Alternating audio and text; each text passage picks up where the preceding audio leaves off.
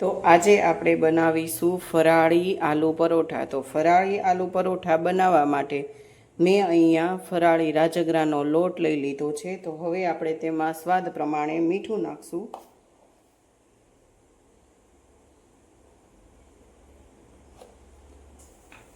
અને આપણે તેને સારી રીતે મિક્સ કરી દઈશું।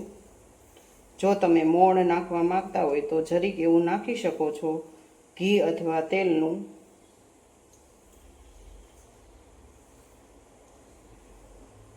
તો હવે આપણે લોટ બાંધી લઈશું। તો મેં અહીંયા છાશ લીધી છે, તમે પાણી વડે પણ આનો લોટ બાંધી શકો છો।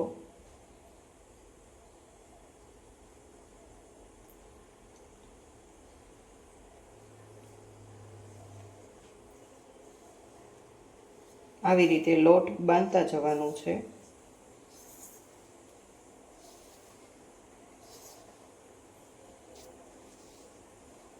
તો લોટ આપણો બંધાઈ ગયો છે, તમે જોઈ શકો છો। તો હવે આપણે તેની અંદર તેલ નાખીશું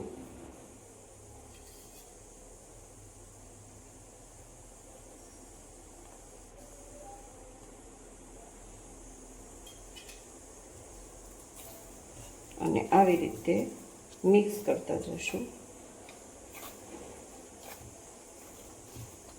લોટને આપણે કૂણવવાનો છે જેથી પરોઠા આપણા સોફ્ટ બને।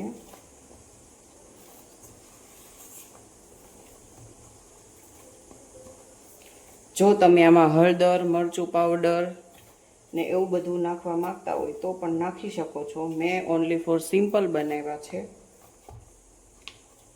આમાં તમે ધાણા ભાજી પણ એડ કરી શકો છો।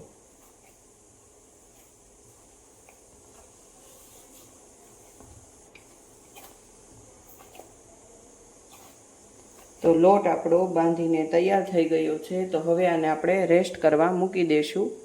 તો અહીંયા આપણે બટેકા બાફી લીધા છે, તો અને આપણે તેની છાલ પણ કાઢી નાખી છે। તો હવે આપણે તેને સારી રીતે મેશ કરી દઈશું અને પછી આપણે તેનો વઘાર કરીશું।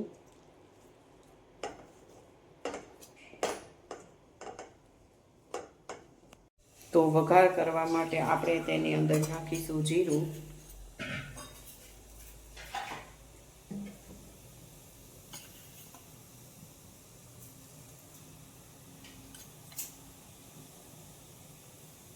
હળદર પાવડર, હિંગ, આદુ, મરચાં અને લીમડો।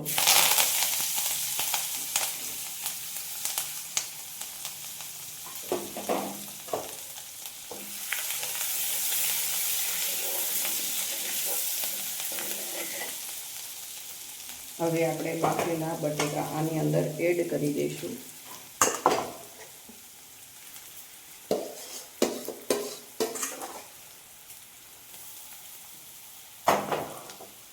અને સારી રીતે મિક્સ કરતા જશું।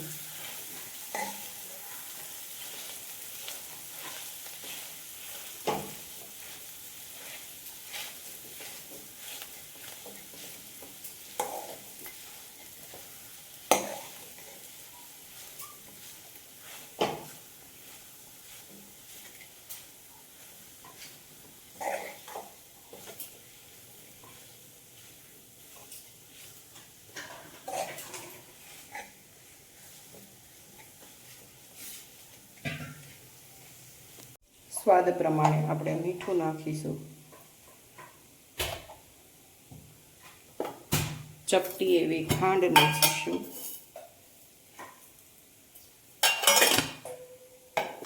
અને મિક્સ કરી દઈશું। લીંબુનો રસ એડ કરીશું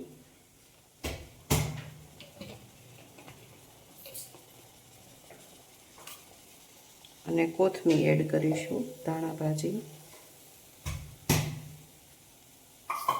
આને પણ સારી રીતે આપણે મિક્સ કરી દઈશું।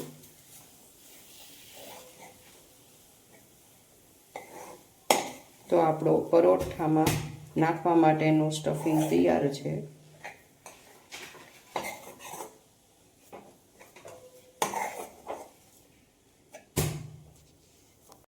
તો લોટને આપણે પાછો આવી રીતે મિક્સ કરતા જશું, કહણતા જશું.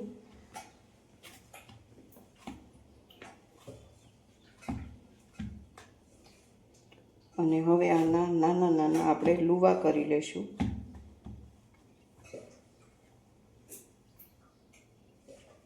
તો આવી રીતે આપણે અહીંયા લુવા કરવાના છે.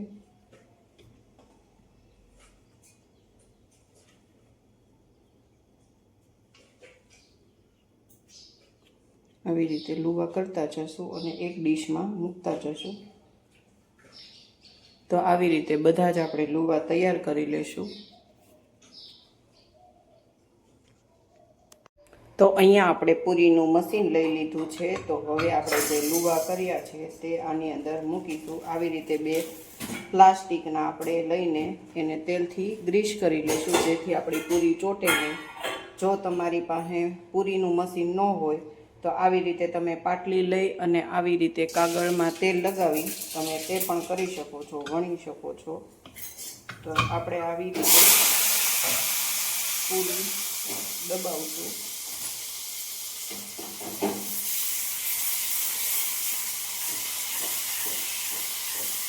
અને આવી રીતે બધી આપણે પૂરી તૈયાર કરી લઈશું.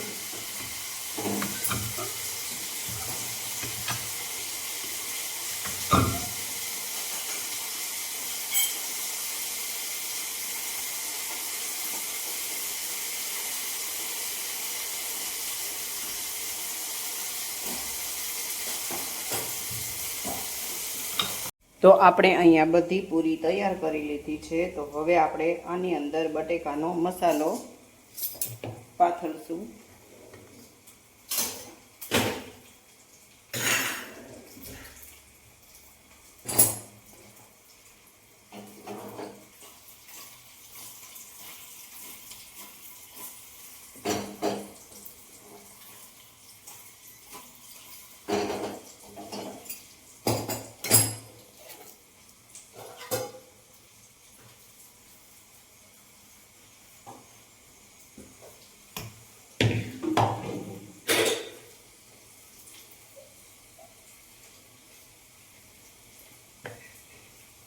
આવી રીતે પાથરતા જવાનો છે. હવે આપણે તેની ઉપર આવી રીતે બીજી પૂરી મૂકી દઈશું.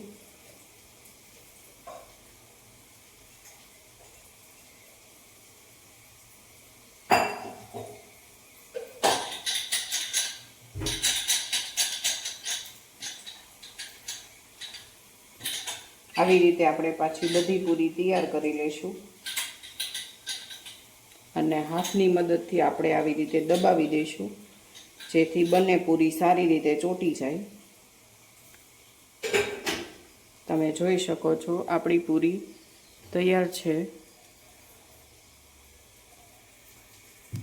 તો અહીંયા આપણે બધા જ આલુ પરોઠા આવી રીતે તૈયાર કરી લીધા છે. તો હવે આપણે આને શેકી લઈશું. તો તેના માટે આપણે લોઢી ગરમ કરવા માટે મૂકી દઈશું.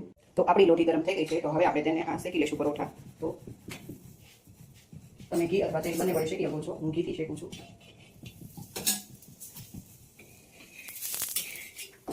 આપણે પલટ પલટ કરીને આપણે બધા પરોઠા આવી રીતે શેકી લઈશું. તમે માખણે પણ શેકી શકો છો.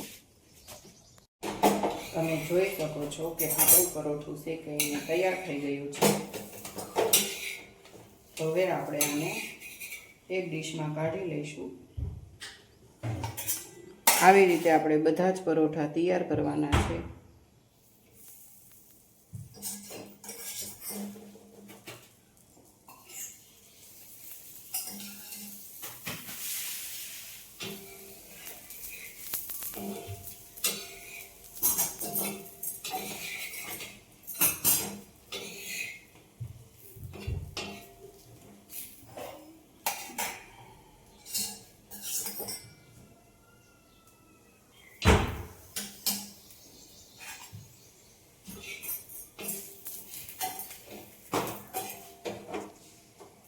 તો તૈયાર છે આપણા આલુ પરોઠા. તો આપણે એને દહીં સાથે સર્વ કરી. તો તૈયાર છે આપણા આલુ પરોઠા. તો આપણે એને દહીં સાથે સર્વ કર્યા છે. તમે એને કેચઅપ સાથે પણ ખાઈ શકો છો.